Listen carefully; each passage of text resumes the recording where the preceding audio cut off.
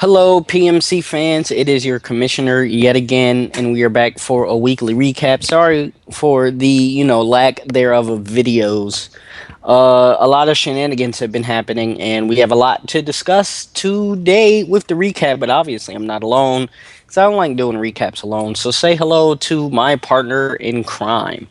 What's going on, everyone? Dpad Gamer here, and let's get this recap going.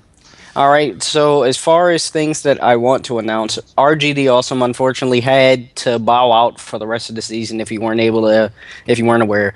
So we had to replace him, and I was able to replace him with my friend Shadow, who is the coach of the Connecticut Crocodiles. So yeah, RG is gone. He inherited RG's team. He didn't really want to make any swaps because it's a very good team, and yeah, so the show must go on. Yep, so this was an interesting match for sure. Yeah, indeed. The first match, if you guys can't see, I'm pretty sure it's on the screen right now. We Absolutely. have the Shadow, the newbie, coach of the Connecticut oh my lord, Crocodiles. Good night. And Trev, coach of the Atlanta Braviaries. And it was a very, very interesting match. It had to happen on Showdown because he had to replace RG short notice. But it was very interesting. He started off making a bunch of silly misplays. I wouldn't necessarily call them silly because it's not like he did something horrible, but he made misplays as far as when to bring certain mons in, and he almost brought it back with his Haxorus. If you would have brought his Haxorus in a little bit sooner, it would have cleaned up the game. But he brought it in a little bit too late, giving Trev the necessary ability to kill it off and secure the victory of a 1-0. Yeah, I mean, I really give him props for taking a team that he's not had, at all, and then made it work so well. So, the learning curve with a new team, you always expect the first few weeks of any league to see some awkward plays. But I think he did really well against, I think, one of the best players in the PMC. Yeah, Trev is definitely, took a step up as far as his playing. He started off kind of rocky and then got some wins that obviously he should have gotten. One being against Maxx, no offense to my boy, and one against the Dolphinator. But he is back to playing strong. This is the Trev we know he can be, and I mean a very solid winning for him because that helps with his playoff potential. I mean his playoff position. Absolutely. All right, so you want to go on to the second match? Yep, let's hit it. All right, so with match two, we have all right, so I'm going to bring back a word from last time we were able to record the recap. Shellacking of my good friend, the choice CJ. He got shellacked. My young Orso coming out hard in these late weeks fighting for the playoff position, and he was able to pick up an amazingly dominant 4-0 over CJ. And this was literally just the tale of two Mons, in my opinion. He used Clefable perfectly in support of his Manectric. He was able to wish pass it up, I think, twice to get it back to full HP, giving it the ability to, kill off all of CJ's Mons, because it went 6-0. Shellacking, people. Shellacking. But CJ obviously knew the misplays he made. There was a play where he thought there was no... I'm pretty sure the play was he was in on Manaphy against Clefable, and he wanted to go for Tail Glow or something like that, and he didn't do it. Dpad, correct me if I'm wrong. I'm pretty sure that's the play I'm thinking of. That was in the beginning, yeah, and then at the end, if he would have surfed again with his Heliolisk, he would have taken out the Clefable, and it wouldn't have been able to wish past the Manectric back up. Yeah, but it was literally just Choice Manectric coming in, getting 6 kills. It just came in and clicked T-Bolt, people, literally. Orso played great, though. I love how he's actually trying to prove us wrong when it comes to him bringing the same sets every week. The Scarf Moxie the Special Victini, without the best move in the game being V-Create, stuff like that. But, I mean, he's changing it up. And he played well. I mean, he made the gutsy plays that he normally wouldn't make. He noticed that Seismitoad was going to be his only switch into Manectric, and he called him on it and called him out. Hit him with that HP Grass. Bye bye, Seismitoad. I mean, that was a great play. I was happy to see that from Orso, that he took that chance. I was like, all right, Orso, Orso out here making plays. Yep. So that is usually the criticism we have with Orzo, is that he brings the same mons, but I think this week it just worked out well. Yeah, it worked out. I mean, Manectric, I think that might have been his first showing, and for his first showing to come out and uh drop my boy CJ on his choiced neck. Yeah, it, sorry. Sorry, it CJ. That's what it was, though. It was just a good old fashioned shellacking. Exactly. CJ, I got some neck braces for you, bruh. I got them saved over from when I was getting dropped on my neck by that Starmie in season 1. So I got your icy hot. I got your perk 30s. I got everything you need to heal the pain, my friend. Yeah. So I'm hoping that he comes back without too much of being rattled. Yeah, I mean, with CJ, I believe the rest of his remaining matches are very important, because if he plays Roshan week 6 and Roshan is in his division, if Roshan is able to pick up a win over him, that kind of messes up CJ's playoff position. And if Orso picks up a win over Kyle, because that's his week 6, then those two would, I'm pretty sure, would put Orso, up in the division and be the one with the lot spot. So, CJ, the pressure is on, my friend, but no worries, you got this. You're a UBC champion, so you know how to play. You know what you're doing. Exactly. All right, you ready for the next match, my friend? Absolutely. All right, match number 3, people. We have Keemstar, coach of the Maryland Mienshaos, against Spencer, coach of the Washington Smogon Birds. Now, if you see Twitter and you see the PMC Twitter tweeting out, the who you got match, this person versus this person, I always call Spencer's team the Washington Smogon Birds. It has to be done. But this match, in my opinion, was, I don't know, man. I don't know what to call this one. This one kind of surprised me. I thought Jack was gonna win, but he again was he was aware of his misplay. He took off a move that he usually always runs on the specific set that he brought to this match, being a substitute on his Kyurem. And there's a situation where if he would have been able to set up a sub, his Kyurem would have been able to win him the game. But he didn't win the game because of that, and hindsight is 2020. And I mean, all you can do is get out there and try to win the next match. Yeah, it was an interesting match. I mean, a lot of matches this week were really close. And yeah, I know. this was Minus one of that them. shellacking. Minus the slacking, that's right. Poor CJ. Moment of silence for the shellacking. But yeah, I mean, I'm not really. This isn't gonna make me, think less of Jack as far as his play for the season.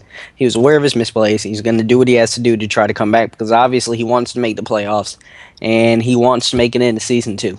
So, if that being said, he's gonna do what needs to be done to put himself in that conversation. Yeah, and I mean, like, there wasn't anything that was, like, spectacularly bad or spectacularly great about this match. It was just a real close match. It was fun to watch, but it wasn't, like, one of these crazy hype matches for there's a lot for us to talk about. It was just fairly well played on both sides. Yeah, no, it was absolutely, a lot of these matches, man, are catching you off guard. That's why I'm kind of glad that It's Time video is taking a little hiatus, just because my person that was taking care of that for me kind of disappeared. But I would probably have a horrible record right now because of, especially, I'm pretty sure CJ was my lock this week and he got dropped on his neck. So Yeah, I know I was doing terrible on the It's Time, so I'm not too upset. all right, and somebody just challenged me to Goofy Bird on my phone. What the heck is that? You ready to go on to match 4? Absolutely. Okay, so with match 4, people, we have Kyle, coach of the Mesquite Horses, versus Adam the Bees News, coach of the Kansas City Kakunas. I honestly don't think there is anything that's gonna stop that Genesect.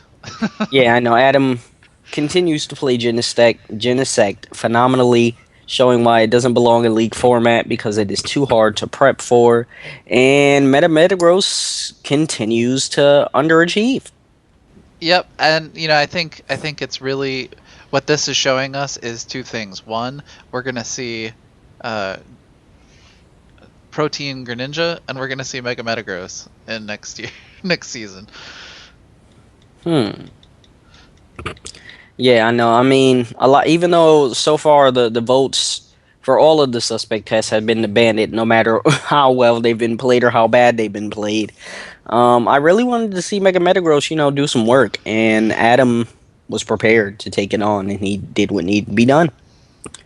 And his Genesect, he bought banded Genesect this week. I'm pretty sure he brought Scarfed Mamo, Defensive Rotom, possibly. Yeah, I mean, Adam's one of those bogey players. I mean, you see the two offensive mons being Genesect and Mamo, and then everything else is defense. So, that's a tale of what Jack likes to play like, whereas Kyle is literally all offense who needs a switch in, and it's starting to get the better of him. Yeah, it's definitely the case. I mean, really, to me, with Genesect, you can build an entire team around it where it's just all defense and then just Genesect. It's Yeah, like it could easily. I think it could easily go 6-0 every week. Genesect. The beast. Now, ready for match 5? Absolutely. Let's go right on to match 5. We have the Detroit Solgaleos versus, well, Roshan, coach of the Detroit Solgaleos, versus Akki, coach of the Portland Crobats. And, folks, we have another shellacking. And yeah, it wasn't just a shellacking, it was a shellacking with my favorite Mega. Proving why Megalopunny is one of the best, if not the best Mega in the format. It came through and dropped Roshan on his neck. Roshan had nothing. Just from me looking at the sheet, like even if you even if you haven't seen the match, it literally just looks like Megalopunny came in for free and things died. Yeah, that's pretty much what it was. I mean, the only answer he could have had was like a Scarf Staraptor. Yeah, I don't understand why that wouldn't be. I mean, in my opinion, that'd be automatic counter. All right, Lopunny's a threat. Let me get this reckless, brave bird to slice him up real quick. And yeah, but I mean, the combination of Staraptor, Excadrill, and Entei makes it with Galvantula for webs makes his wall breaking power ridiculous. I don't know. It looks like he just got overwhelmed here. I think he might have just been afraid of Hoopa and that fear of Hoopa. Oh, I forgot he has Lando High now. Yeah, Aki's team is ridiculous. Let's kick him out the league. Yeah, but I mean, this is one of those situations where just having Hoopa on your team, like you don't even necessarily need to bring it.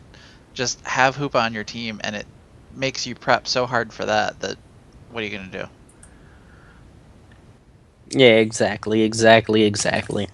And I don't know. Aki's just proving why he is another one of the top competitors. When he has the matchup, he's going to take advantage of him having the matchup. And in my opinion, whenever you have Megalopunny, you pretty much have the matchup. So yeah, Yeah, it's definitely one of those things. So, and I think he's realized that if he's drinking too much while he's playing, that Aki's gonna lose. So I think he. Aki needs to stay away from the Yaki. Stay away from the Yaki, Aki, and continue to play well, my friend. And you will have a great chance of getting to season 2. Ya horse. All right, ready to move on to? Is this our final match? This is the final match. All right, the final match. We have the rematch we've all been waiting for. Maxx, coach of the Maxximum Charizards, and Dolphin Squared, coach of the Bolt Gate Zoroarks. And looks like Dolphin used Arcanine well. I forgot he even had Arcanine. All right. Yeah, it was a case of that, and I will say this: Maxx is definitely improving, but every match it comes down to one mistake. He'll make one mistake and it ruins his team every time. Yeah, because it's like the thing with Maxx in this format is he is improving, like Dpad said, but it's just like the mistakes that he does make, he doesn't know how to recover from them. Right. So, like in this case, it was the fact that had he just earthquaked a second time against the Doug trio when it was switched in on, he would have killed it. But he tried to Will-O-Wisp it when it was already in EQ range for Hmm. killing. So, it was literally just a fact that he missed the Will-O-Wisp, and then he got killed with an Earthquake against Doug Trio.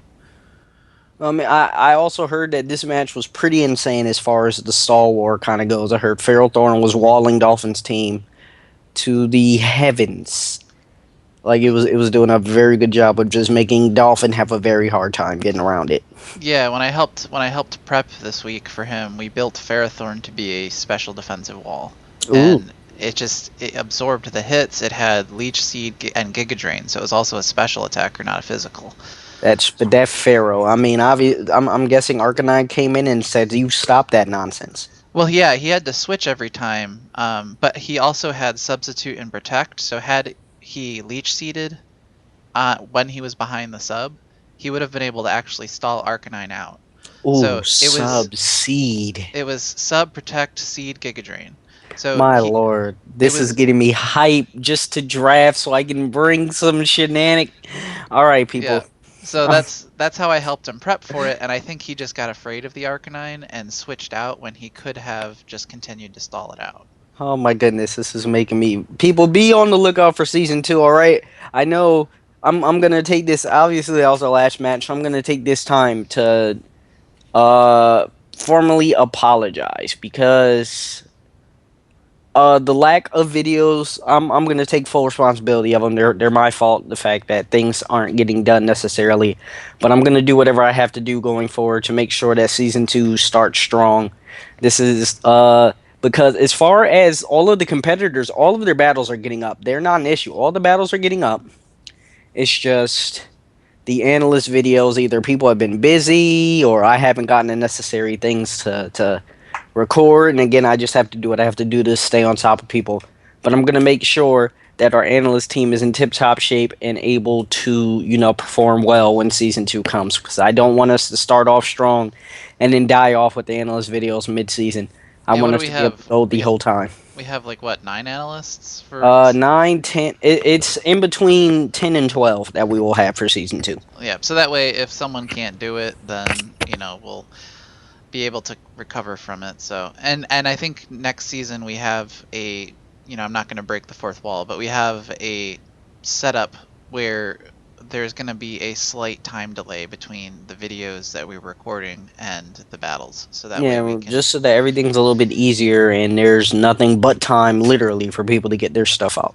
That's right. So it's like with the time, literally with the time delay, I want it to be if you have your match a week before we start, go ahead and get your second match ready. Like have your match as soon as your next match is done. That's literally how I want it to work. Like obviously you don't have to have your match today and then have your week two tomorrow. But if you have your week one on Monday, start planning your week two because we're going in advance anyway. So the more you get done sooner, the farther the better the season goes. Yeah, this isn't live football, so we can do pre-recordings and get it done. I mean, I think people realize at this point with the GBA and stuff too. I think the GBA actually records their matches a week or two ahead of time. Yeah, they're doing what needs to be done to make sure everything gets done. And running a league, people, a lot of you don't understand how it is to, that this is why the UCL had the break that it had because they had to make sure that all 16 of their people involved were going to be able to have the time to commit to doing something like this. This is literally 16 different YouTubers or however many different YouTubers coordinating their time together to stick to a schedule and stuff like that. And it's not as easy as it looks. But I'm looking forward to another strong season for season two. Like I said, all of the competitors have been doing their best. They've been doing an amazing job getting all their battles off. Honestly, I only think like one person misses battles, and even that person uploads battles.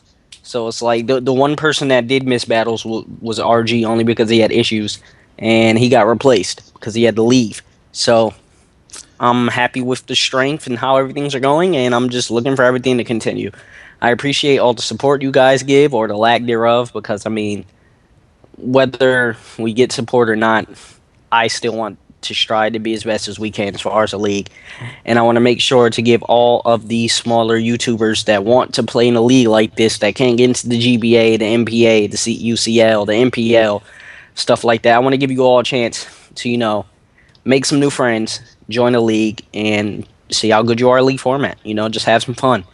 And with that, I don't want to ramble anymore. Anything else you want to say, Dpad? No, I really am excited for season 2, and after the short break we have between the D League and that, I'm ready to try to take the season. All right, that's exactly what I want to hear. That nice and competitive fire. Just let's see. This is now week 6, people. So after week 6 is done, we have one more regular season week, being week 7, and then playoffs. So feel free to check out all analysts and all competitors, and make sure to leave a like on everyone's channel. Tell them how well you appreciate them working so hard. And yeah, uh, bye.